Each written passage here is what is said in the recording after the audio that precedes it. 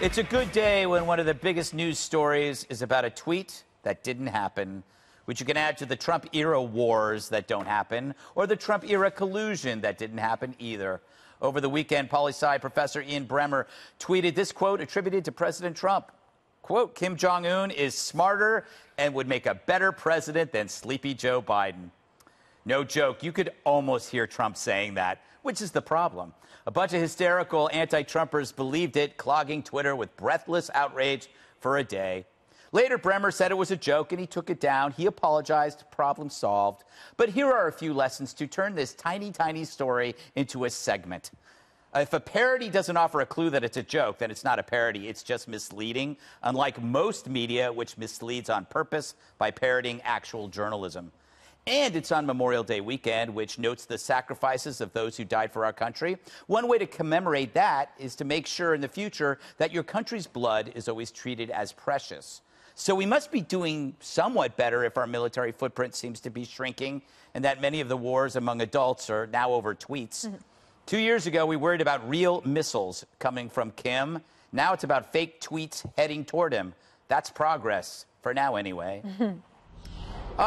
He apologized promptly. I think the problem was it was plausible, as he said. Yes, so Ian Bremmer is one of my dear friends, and so I was on Twitter most of the week. Yeah, amongst other things. He's not, though. He's a big populist. Oh, is he? Well, I don't know. Like, I'm not going to... Look, I read his book, and I want to throw it against the wall, because at the end, he was for non-intervention. And, you know, my... You love war. I love war. I believe in being the policeman of the world. I do. Yes. But that was the thing, is that the thing I had seen earlier in the day was President Trump's tweet. Yes. So when I saw that tweet, I was like, oh. Yeah, exactly. Okay, whatever. But this, it also, it could go in my fantasy book of, not the book of fantasy. You have a fantasy book? Oh, that's better than this whole segment. I gotta join this book club right now. The book I want to write. Are you dressed up as a policeman? This is going to be so good. Lady Chatterley's remember the book I want to write called Tweets I Never Sent? Oh, yeah. That is the book, I think. And also, like, Twitter. Twitter. Yes, exactly. Jesse, I do feel safer now than I did with North Korea. You did. Even with the tweets. I do, and I think it's due to Trump's kind of nature of dealing with separating the person from the country. So he deals with the person, which is what salesmen do. Right. I mean, I just think it's funny that these so-called experts keep falling for hoaxes, and then they blame the hoax instead of themselves. Yeah.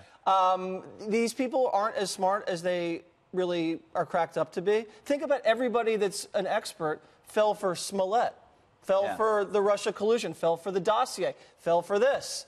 It's like it takes 2 days or a week of checking something, and then you get to the bottom of it. But I don't even go on Twitter anymore. I didn't go on Twitter once this weekend. Yes. And I feel great. Right. And when this is why we told you not to tweet anymore. Yeah. That was your intervention? Yes. Peter, Greg and I were trying to help you. That was the first successful intervention that's ever happened with me. It's true. We took it in the green room and we said it's going to ruin your life. I deleted Twitter off of Hannity's phone in 2015.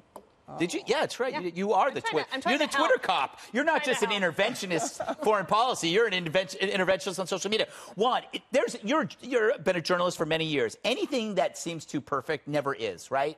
Absolutely. It's always more to the story. The rest of the story, as they famously say.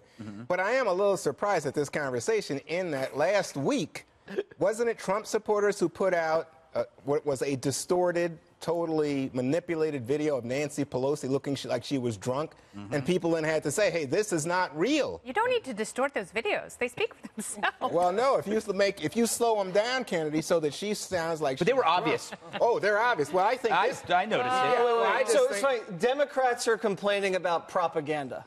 That's rich, Juan. Oh, yeah? Yeah, that's rich. You're complaining about fake news?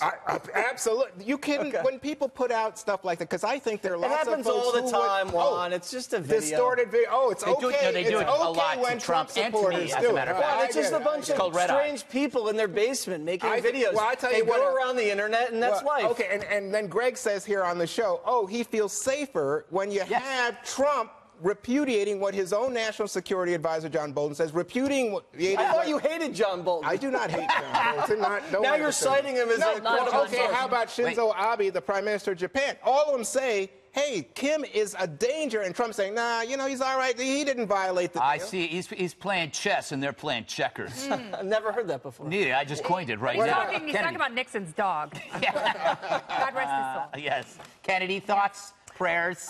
You're helping him. Ian Bremmer is helping the president with tweets like this. And you never see The Onion put up a funny headline and go, that's plausible. That's the problem. Right. It shouldn't be plausible. If it's parody, if it's farce, it should be so incredibly outrageous. Yeah. But the problem is he put something in the realm of plausibility just to make people like Anna Navarro and Ted Lieu mad. Yeah, so and it works. It's like, see, we told you he has to go impeachable. Impeach. And you're only helping him because the biggest problem is that people will continue to divorce the president's actions and personality from his policies and result. And the more that happens, the great divorce, as C.S. Lewis called it, the better the president's chances are. And if you run around saying everything he does is just symptomatic of his insanity, at some point that starts to when he says wear stuff thin. like, oh, yeah, Kim Jong-un is right, you know, Joe Biden is a low IQ fool, you think, what? That's our president? You know, that's bridging differences, Juan, when you can agree with an adversary. You know, can I make a shout out? President Obama did the same thing about Trump when he was overseas. I want to make a shout out, though. I've been ripping on CNN. I got to compliment Jake Tapper, who spends all Memorial Day basically just tweeting out memorials of fallen soldiers. And that's the one area where you take the kind of the cemetery formality, and he transferred it over to the superficiality of Twitter. So you can't just stay on Twitter and pretend that Memorial Day doesn't exist. One of Jake Tapper's best tweets this weekend was he was quoting a soldier who said, "Be an American worth dying for." It's very inspirational. I try that every day. All right.